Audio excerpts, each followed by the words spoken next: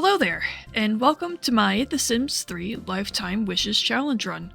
The base of this idea is simple. Complete every lifetime wish, which is a type of goal in The Sims 3 posited as a grand achievement for a sim, and often will take their whole life to accomplish. A simple concept in theory, of course, but likely very tedious to execute. There are 86 of them across the base game and all expansions, and they vary in, of course, difficulty, scope, and goals. Some of these we can complete while we complete other lifetime wishes, and others will require very dedicated attention. So, you might ask, someone could probably route out all of the related goals and complete them most efficiently, right? Where's the challenge? Well, it's alphabetical. I'm doing these alphabetically. You saw it in the title. That's the challenge. It's a little underwhelming, sure, but, well, I don't know. There's only so much you can do with something like this. 86 lifetime wishes are a bit monumental, if you ask me, and I am definitely not the first person to come up with the idea, or finish it. So, there's my little gimmick. From now on, I'm going to endearingly refer to it as Lifetime Wishes A to Z, or just A to Z, unless someone else has a better idea of what to call this dumb idea, let me know. But anyway, let's lay out the ground rules. I will be completing every lifetime wish in alphabetical order on a single sim. This can be achieved with a simple mod, link in the description, and barring any custom content I've forgotten I've installed, in which there's a little bit, this will be the only mod I use, unless I get tired of waiting for 30 minutes for my game to load and I want something a bit more optimized. I will be keeping default settings on just to make things a bit more challenging in the beginning. This means that my sim will age, and if I don't get the age freeze potion, which is one of the lifetime rewards you can get from your points, then I will die of old age. And if I have more than just one person in the household, I will become a ghost. That could be a tad complicated considering some of the lifetime wishes are dependent on if you are supernatural, but being a ghost will not count for any of those wishes. This means that this will be the first lifetime reward we will need to buy. Also, I think that separating your mortal soul from your flesh does not entitle you to unfinished business on Earth. Just throwing it out there. Sorry, ghosts who might think a little differently. Feel free to argue with me if you want. So, if you cared so much about what you wanted to do, you'd be able to do it while you're alive. So no dying if it can be helped. If my sim turns into a ghost, then I need to turn back alive before continuing on with the challenge. If we don't have another household when our main sim dies, then the challenge is over. Also, I will not be using console commands unless something breaks. No motherload, no deleting social services. This will be completed as God intended, sim maintenance and all. Similarly, I will also not be editing any towns unless I feel it is absolutely positively required for me to progress. If something is not in a town, then I will have to move. Finally, not that I foresee it, but I may add to or otherwise modify the rule set should it be necessary. And that's it. All we can do now is load up the game and prepare for our first wish, which is Alchemy Artisan, one of the 9 supernatural lifetime wishes. When chefs combine ingredients, they make something tasty. When an alchemy artisan mixes ingredients, they rewrite the rules of human existence. Mastery of the alchemy skill is not easy, but incredible powers await the dedicated. Only through constant practice, careful study, and the application of a wide variety of powerful elixirs will a sim earn the title of Alchemy Artisan. Reach level 10 in alchemy skill and use 50 elixirs. Okay, not a bad start, and it actually opens up some great options for us when we will need to change into another supernatural. Let's see what we can do with this. When making a new game, I'm going to pick Moonlight Falls as my starting town. This makes it so that I have access to the undenominational wagon for the fortune teller lifetime wishes down the line. It also gives great access to set supernatural rules, which could help with the leader of the pack wish. Should they be alive by then. Don't worry about that. This leads into creating our new household of a single sim. The sim is going to be me, Peaky Proxy, because I am doing this challenge. This is what I would want to look like should I be given the opportunity to make myself somewhat okay to look at. So, for our life state, we're going to be a witch, as witches get a bonus to the alchemy skill. Importantly, we will need to smartly pick our starting traits. We can change them later to other traits with the midlife crisis lifetime reward, but we want to save our points to get the age freeze potion. Ambitious will always be a trait we have, as ambitious sims get an added bonus to the lifetime points they earn from wishes, and at least starting out, we want as many points as we can get. The most important trait we can get for our starting wish is Supernatural Fan, as sims with that trait get a bonus to the alchemy skill. This is followed by Gatherer, Green Thumb, and the Angular traits, all of which will help us gather ingredients for our potions. Oh, and we picked the Alchemy Artisan Lifetime Wish, obviously. And favorites and zodiac sign do not matter, so I just made them my own. Now, to choose a home.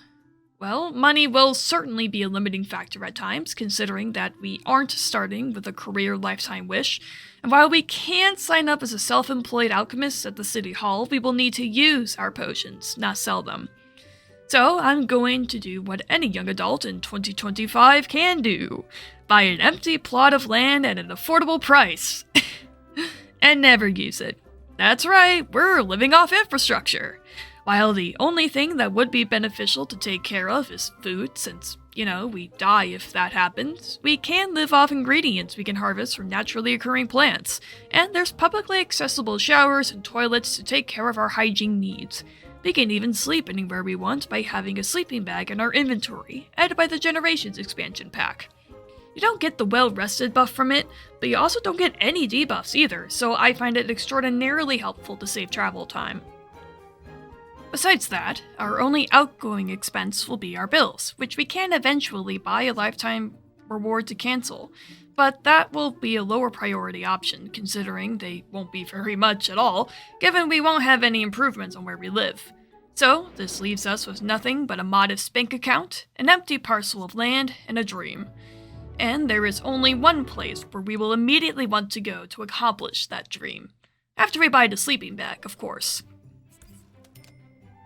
That's right, it's the consignment store! It's exclusive for Alchemy, open 24/7, and provides a free alchemy station for us to use. Wow! It's even connected by the super handy llama network, a Moonlight Falls exclusive teleport system to get you around town and quickly. We'll be depending on it if we need to go anywhere. Thanks for us, our lot is right down the street from it, so we're able to immediately run on in and get started researching. So, with all that posturing out of the way, let's get into the meat of the challenge. Standing up, researching potion recipes, and using those potions. There are 4 potions we can learn right at level 1. Invigorating Elixir, Flask of Sleep, Vial of Bliss, and Ad Nauseum. We'll get plenty of mileage out of the starting potion, since variety isn't a requirement for this wish. We quickly learn 2 of them before we level up to level 2, which gives us access to 4 more potions. The Jar of Discord, Flask of Angry Bees, Cure Elixir, and Jar of Friendship. 2 more potion researches grant us level 3, which opens up Zombification, Vampiric Sunscreen, the Vial of Enlightenment, and Melancholy Serum. Okay, going into this, I thought that leveling up Alchemy was going to take a lot longer. Like, a lot. I guess it turns out that being a witch and a supernatural fan makes for a crazy bonus. It's already 12:30 on day 1 and we're already level 3. We can't stop here though. After 4 more potions learned, we reach level 4, granting us a pool of 17 potions to make, including the Skill Booster, Vial of Potent Bliss, Essence of Magic, Large and in Charge, and Lean and Mean. Night begins to fall after we learn 5 new potions, on the cusp of level 5, but alas, we're starving! A persistent problem that we'll need to solve. But, like I mentioned before, we can actually just gather ingredients from outside and eat them raw, so food will be free. After a refreshing lime and a quick bathroom break, it's just 2 more potions before we reach level 5. Now with access to the personality adjuster, potent melancholy serum, and flask of potent sleep. This is also where some potions will be locked behind recipes we will have to buy and read, but these aren't necessary to learn. Level 5's is a procreation elixir. Our progress just researching potions has slowed down, and we don't have a single one to our name as of yet. This is the point where we will actually need to start making them. In between some self-care, we reach our maximum research potential and start making our own potions.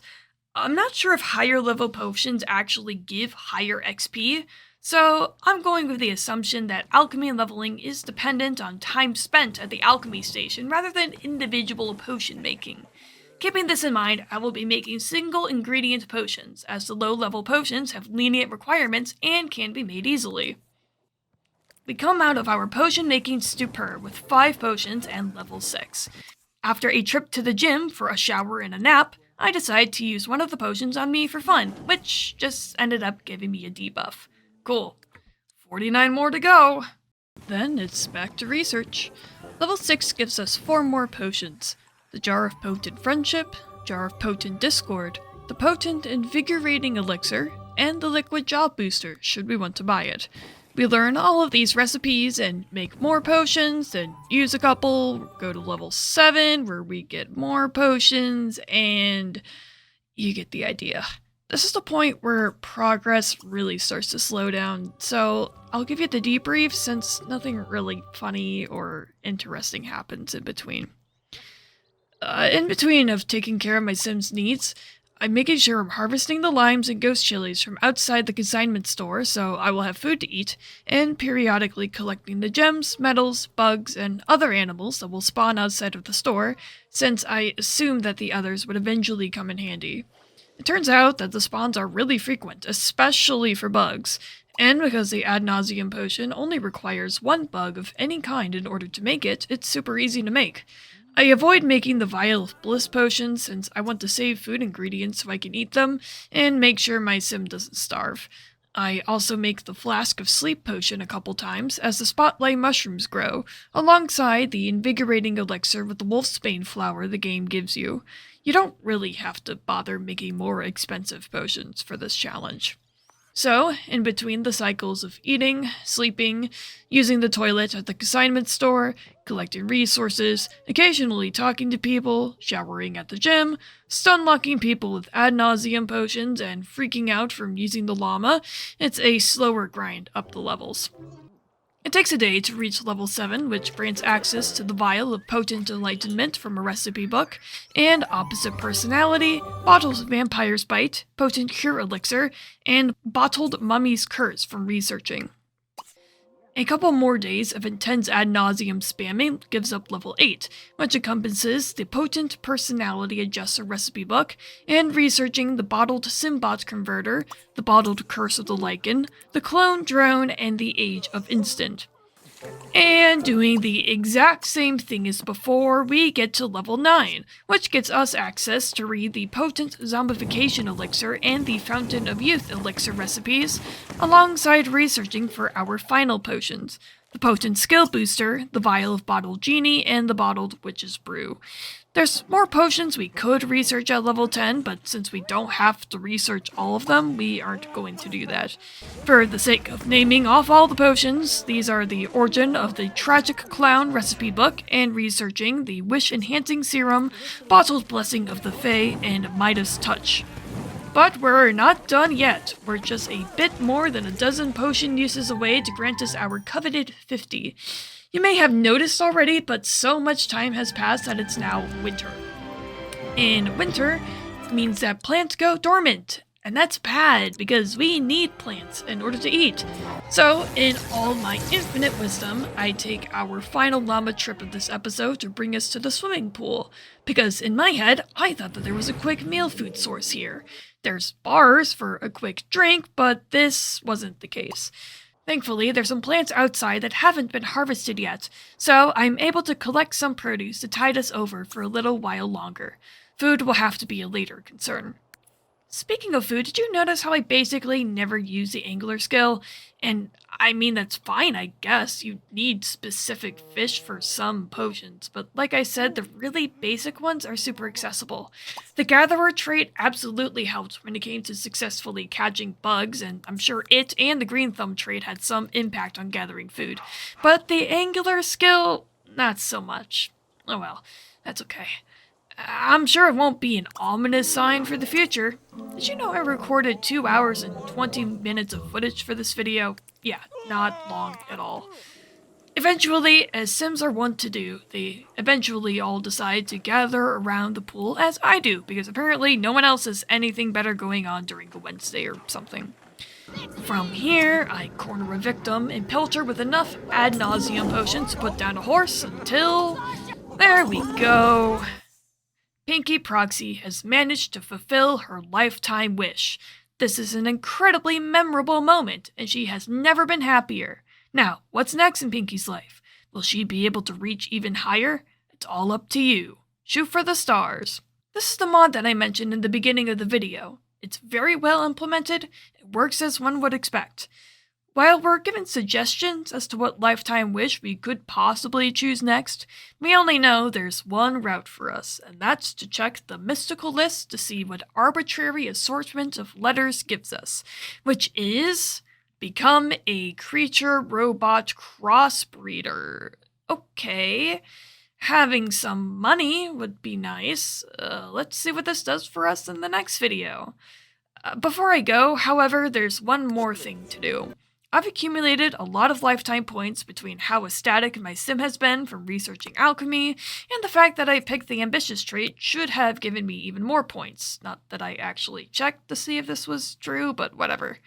Making sure to have normal wishes be feasible was also a big part of getting all the points I need, which have to be dumped immediately into something I'd never consider otherwise, an age freeze potion, which we take, effectively rendering us immune to aging until we feel like it. The rest of the world will live and die around us, but we, only we, will remain to remember all of its history at once. Thus ends our reign of bullying random strangers into throwing up everywhere.